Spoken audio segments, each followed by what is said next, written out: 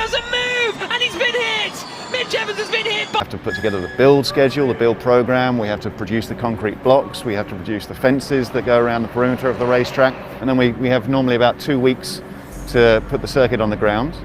We do the race weekend, and then we have, depending on where we are, a week to 2 weeks to get rid of it. So we're on the ground for about 3 weeks in total.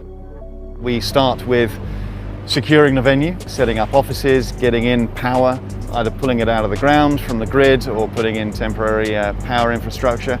And then it comes down to getting those big concrete blocks out. You know, each concrete block around the track is 4 meters long and it's 1 ton per linear meter.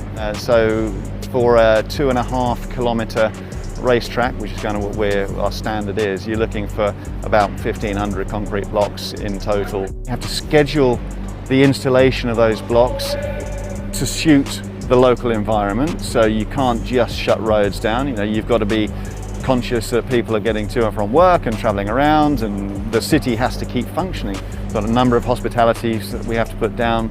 We have all of the garage tents, we have race control, we have the medical centre. Everything has to be created to make that sporting environment work, fit for purpose, user-friendly, and it's going to keep everybody safe. Talking about the Paris racetrack, when we put those blocks and fences down, we do that in live traffic. So we don't shut the roads until the Thursday night, midnight of the race weekend. The blocks and fences that have been designed and developed to really work well with our tracks have evolved to have that versatility. So you can leave gaps between the fences and just take one block out without having to pick everything up for the next 100 meters.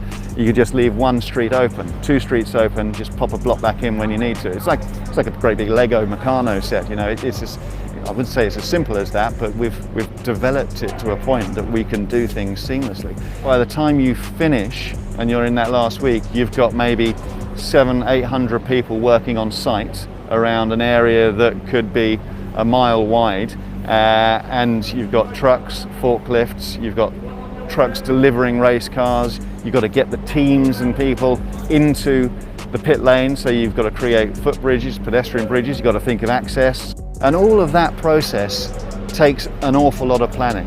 We are experts in doing this now and popping up a race circuit in cities or in exhibition centres like this, and it's great fun as well. It's a real challenge. It's really good fun.